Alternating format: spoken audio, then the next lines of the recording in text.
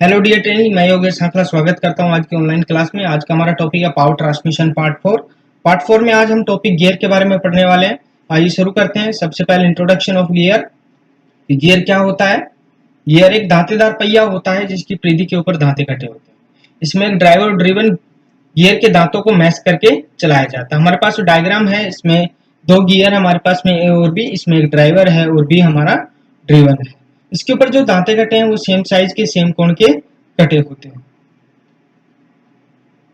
अगला है material of gear कि जो हमारे गियर है वो किन किन पदार्थों के बने होते हैं। तो इसमें कास्ट आयरन है, माइल्ड स्टील है, एलो स्टील है, ब्रोंज है, प्लास्टिक है। इन सभी मटेरियल से गियर बनाए जाते हैं। प्लास्टिक के भी गियर बनाए जाते हैं। इनमें क्या होते हैं, जैसे छोटे बच्चों के खिलौने देखे होंगे, ठीक है, उनमें अधिकतर प्लास्टिक के गियर प्रयोग किए जाते हैं।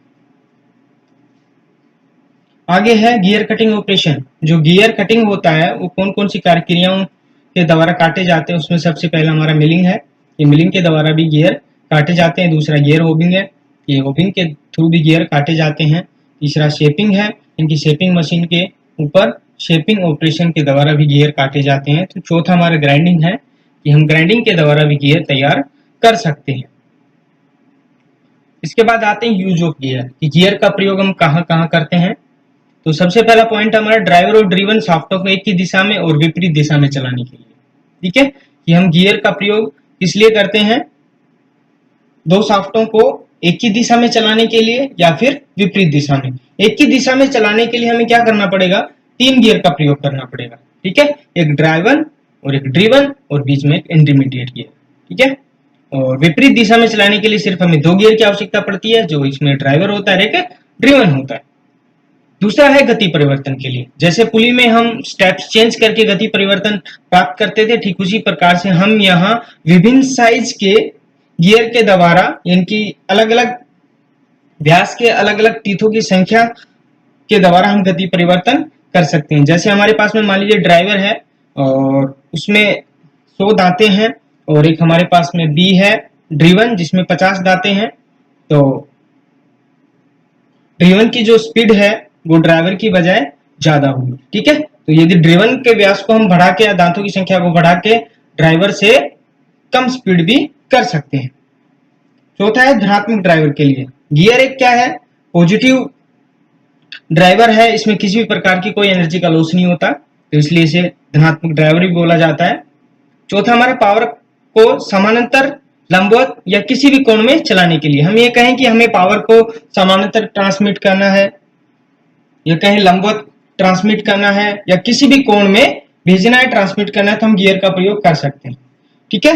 इसमें थोड़ा सा बता देता हूं मैं आपको कि समानांतर पावर को ट्रांसमिट करना है हमें, तो हम वहां साधारण गियर जो हमारा है स्पूर गियर का प्रयोग कर सकते हैं, ठीक है। लंबवत ले जाना है, लंबवत के लिए हम बेवल गियर का प्रयोग कर सकते हैं। किसी भी कोण में ले जाने के लिए हम बेवल गियर का प्रयोग कर सकते हैं, ठीक है ना। तो इसके आगे हमारा टर्म्स ऑफ गियर कि गियर के अंदर बहुत सारे टर्म्स होते हैं कि अडेंडम क्या होता है, डिडेंडम क्या होता है, pitch diameter, circular pitch, diametral pitch, module, total depth, working depth, clearance, addendum circle, dedendum circle और पिच सर्कल। इन सब के बारे में थोड़ा थोड़ा बता देते हैं, फिर हम डायग्राम से समझेंगे इनको कि सबसे पहला हमारा अडेंडम क्या होता है। देखो, अडेंडम होता है कि गियर के अंदर मुख्यतः 3 सर्कल बनते हैं।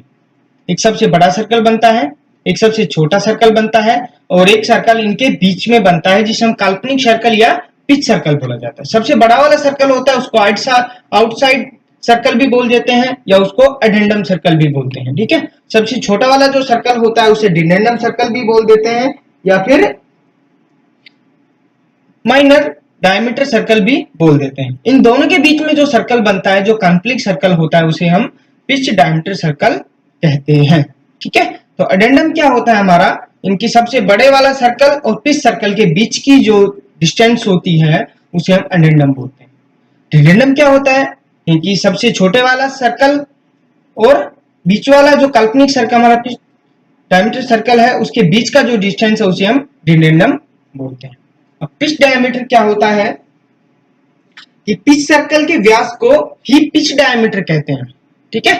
किसको, पिच सर्कल के व्यास को ही पिच डायमीटर कहते हैं। अगला है डायमीटरल पिच कि हमारी डायमीटरल पिच क्या होती है। यदि गियर की दांतों की संख्या को पिच सर्कल के व्यास से भाग दे दिया जाए, क्या कह रहा है, यदि गियर के दांतों की संख्या को पिच सर्कल के व्यास से भाग दे दिया जाए तो डायमेट्रल पिच निकल आता है। इसका फॉर्मूला भी होता है डायमेट्रल पिच यानी कि डीपी बराबर गियर के दांतों की संख्या बटे पिच सर्कल का व्यास।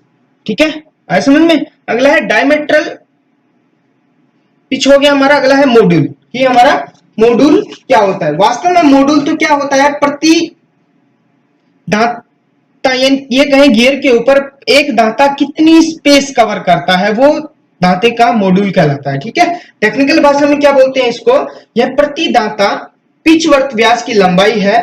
इस प्रकार पिच व्यास को दांतों की संख्या से भाग देने पर मॉड्यूल प्राप्त होता है।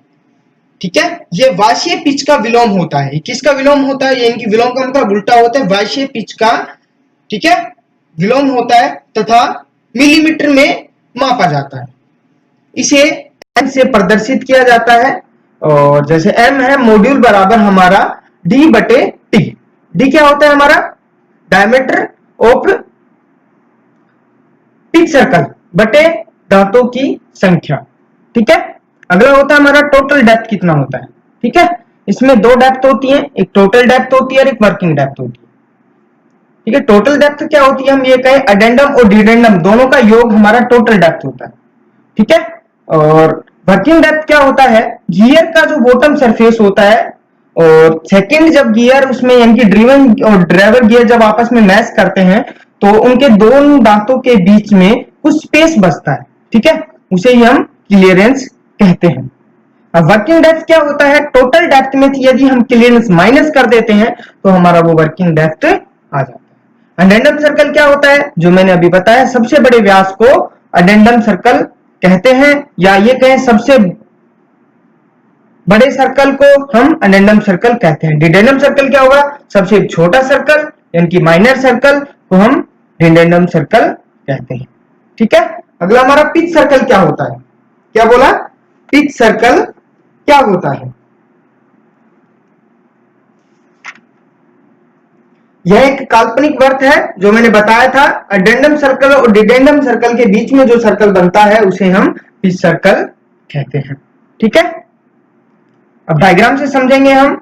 ये हमारा डायग्राम है, इसमें देखिए कि अडेंडम डिडेंडम और अडेंडम और डिडेंडम से नीचे बॉटम सरफेस पे एक हमें डॉटेड लाइन दिखाई दे रही है। ठीक है, डॉटेड लाइन से और ये नीचे वाला सबसे नीचे जो हमारा है यानी कि डिडेंडम सर्कल के बीच में, ठीक है, के बीच में जो स्पेस है ये हमारा क्लियरेंस है। ठीक है, और इसे ही हम क्या कहते हैं, इसे रूट सर्कल भी कहा जाता है, क्योंकि जब दांते का रूट वाले भाग के ऊपर कवर करता है इसलिए हम रूट सर्कल भी बोल देते हैं। ऊपर वाला क्रस्ट होता है तो ये क्रस्ट सर्कल भी हो जाता है। और ये जो क्लियरेंस भाग है, ठीक है, यानी कि हम ये कहें कि जो इसका वर्किंग डेप्थ है, वर्किंग डेप्थ का नीचे वाला सिरा है जहां से क्लियरेंस स्टार्ट होता है, उस वाले सर्कल को क्लियरेंस सर्कल भी बोला जाता है। और अब ये जो टूथ का थिकनेस है, विड्थ ऑफ स्पेस है, इन दोनों को हम कहां से मापा जाता है, पिच सर्कल से मापा जाता है। पिच सर्कल से इसलिए मापा जाता है क्योंकि जो टीथ होता है इसकी जो विड्थ होती है वो सेम नहीं होती, उसको थोड़ा सा शेप में बनाया जाता है। तो इनके बीच में, दोनों के बीच में, इनके अडेंडम सर्कल डिडेंडम सर्कल के बीच में जो सर्कल बनता है वो बीच वाला भाग होता है। तो जो पिच सर्कल व्यास के ऊपर इनको मापा जाता है। टूथ थिकनेस है हमारी किसके ऊपर मापी गई, पिच सर्कल के ऊपर। विड्थ ऑफ स्पेस है किसके ऊपर मापी गई, हमारी पिच सर्कल के ऊपर मापी गई। अब टॉप प्लेन क्या होता है, ये गियर का सबसे ऊपरी भाग होता है। गियर का सबसे ऊपरी भाग होता है, हम ये कहें कि गियर का जो क्रेस्ट होता है, ठीक है, उसे टॉप लैंड होता है। बॉटम लैंड इनके सबसे नीचे वाला सिरा, गियर का नीचे वाले भाग को हम बॉटम लैंड कहते हैं। ठीक है, फ्लैंक या साइड क्या होती है, फ्लैंक या साइड क्या होती है। अब सेकंड वाला डायग्राम में बिल्कुल कलरफुल है, उसमें अच्छे से समझ में आ जाएगा हमें कि जो येलो कलर का जो पार्ट इसमें दिखाई दे रहा है ये हमारा फेस है, ग्रीन कलर वाला टॉप लैंड है। फेस विड्थ क्या बोला गया है, फेस विड्थ यानी कि जो हमारा टॉप लैंड है, ठीक है, इसके यहां से और टॉप लैंड के लास्ट वाले कॉर्नर तक की लंबाई में जो दूरी है वो हमारी फेस विड्थ होती है, कि जो हमारा फेस है ये कितना चौड़ाई है। ठीक है, फेस की चौड़ाई। आगे टाइप्स ऑफ गियर कि हमारे जो गियर है वो कितने प्रकार के होते हैं। मुख्यतः हमारे 7 प्रकार के गियर हैं इसमें। सबसे पहला स्पर गियर है, दूसरा हेलिकल गियर है, फिर हेरिंगबोन गियर है, बेवल गियर है, mitre gear, rack and pinion gear है, वर्म एंड वर्म गियर है। ठीक है, वर्म और वर्म व्हील भी बोला जाता है। तो आइए बारी बारी से पढ़ते हैं। सबसे पहला हमारा स्पर गियर, ये जो हमारा साधारण प्रकार का गियर है और इस प्रकार के जो गियर के दांते होते हैं वो अक्ष के समानांतर कटे होते हैं और इसका प्रयोग हम साधारण कार्यों के लिए करते हैं। दूसरा है हमारा हेलिकल गियर कि इस प्रकार के जो गियर के दांते हैं वो अक्ष के समानांतर नहीं कटे होते बल्कि एक कोण में कटे होते हैं। जो कोण होता है हमारा 20 डिग्री होता है, यानी कि 20 डिग्री होता है। ठीक है, और आपस में दो गियर इसमें मिलते हैं, उनमें जो दांते कटे होते हैं वो एक दूसरे के विपरीत कटे होते हैं और इसके द्वारा हम अधिक पावर को ट्रांसमिट कर सकते हैं।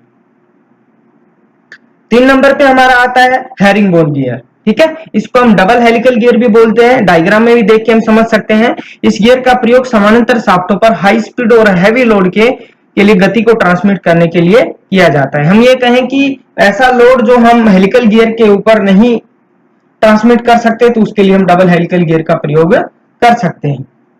चौथा हमारा आता है बेवल गियर, क्योंकि हमें जो एनर्जी है, पावर है, शक्ति है, उसको यदि कोण में ट्रांसमिट करना हो तो उसके लिए हम बेवल गियर का प्रयोग कर सकते हैं।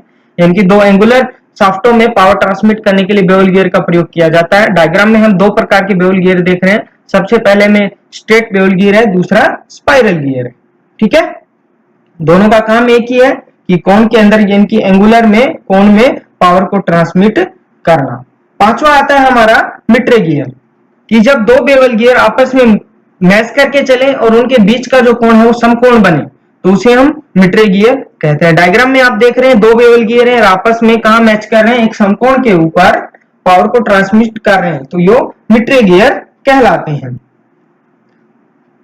छठा हमारा आता है रैक और पिनियन गियर कि रोटरी मोशन को लीनियर मोशन में बदलने के लिए रैक और पिनियन गियर का प्रयोग किया जाता है। हिंदी में बताता हूं मैं आपको कि वर्तीय चाल होती है जो हमारी, उसको रेखीय चाल में, ठीक है, या वर्तीय गति को रेखीय गति में बदलने के लिए रैक और पिनियन का प्रयोग किया जाता है।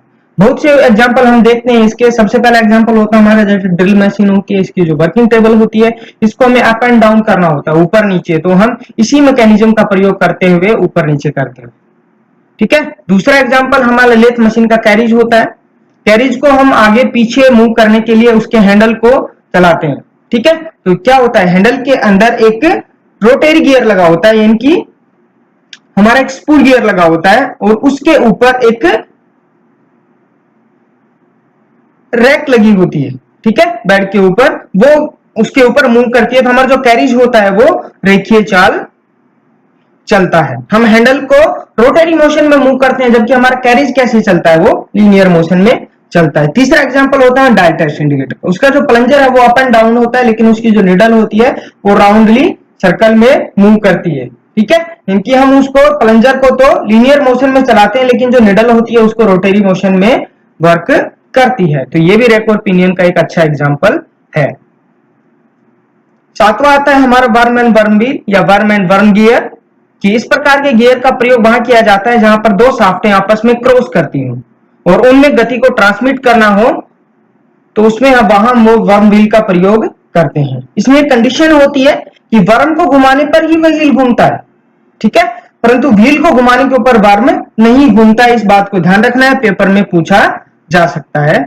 इसके बाद आगे आते हैं हमारे, जैसे सभी का इकट्ठा डायग्राम दे दिया हमने, सभी के बारे में बारी बारी पढ़ा। इसमें एक इंटरनल गियर के बारे में नहीं देखा कि साधारण गियर है लेकिन इसमें इंटरनल सरफेस के ऊपर दांते कटे इसलिए इसको इंटरनल गियर का नाम दे दिया। अगला है रिपेयर ऑफ गियर टीथ। यदि कार्य करते हैं इसमें गियर के दांते टूट जाते हैं, एक या दो दांता, तो हम उसको रिपेयर कर सकते हैं। वो 4 मेथड होते हैं हमारे पास रिपेयर करने के, by total fitting, screwing, riveting और वेल्डिंग। ठीक है, सबसे पहला काम होता है जो जिस भी गियर का दांता टूटा है सेम उसी साइज का एक गियर का दांता तैयार कर लिया जाता है और उनको अलग अलग विधि से फिट कर लेते हैं। जैसे डोटल फिटिंग है तो सबसे पहले हम क्या करेंगे, गियर है जहां से दांता टूटा है वहां हम एक डोटल स्लॉट बना लेंगे, खांचा तैयार कर लेंगे और उसी प्रकार का जो नया दांता हमने तैयार किया उसके अंदर भी डोटल कटिंग बना लेंगे और आपस में उनको फिट करके कार्य कर सकते हैं। स्क्रूइंग के द्वारा जैसे गियर में जो दांता टूट गया उसको वहां से प्लेन करके दूसरा दांता उसी साइज का तैयार करके उसको स्क्रू के द्वारा टाइट करके हम क्या कर सकते हैं, नया दांता उसके अंदर फिट कर सकते हैं, दांते को रिपेयर कर सकते हैं। रिवेटिंग मेथड के अंदर क्या होता है,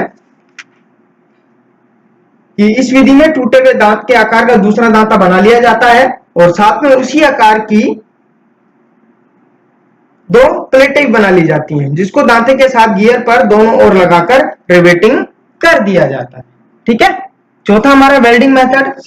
वेल्डिंग मेथड तो सभी जानते हैं, वेल्डिंग कर देंगे दांते को। इनकी इस विधि में टूटे हुए दांत के स्थान पर वेल्डिंग के द्वारा धातु को भर दिया जाता है और फाइलिंग या मशीनिंग करके दांत के आकार में साइज में बना लिया जाता है। ठीक है।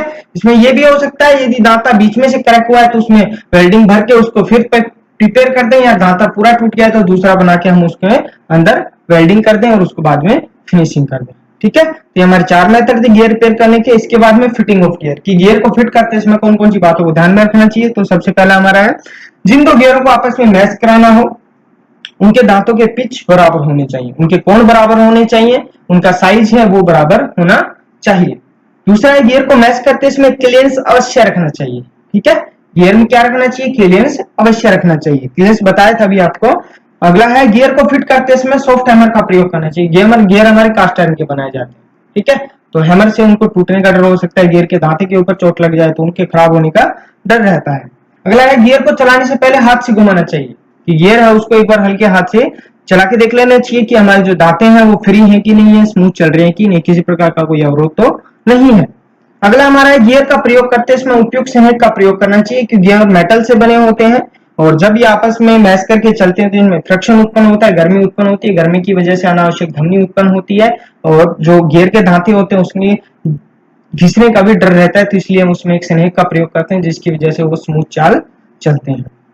तो thanks for watching trainees. Video के अंदर कोई कंफ्यूजन हो तो कमेंट्स बॉक्स में जरूर लिखना। मैं योगेश सांखला, यदुवंशी प्राइवेट ITI बहरोड की तरफ से। वीडियो को लाइक करें, शेयर करें और चैनल को सब्सक्राइब करें ताकि अगला जो वीडियो है उसका नोटिफिकेशन आपको प्राप्त हो सके।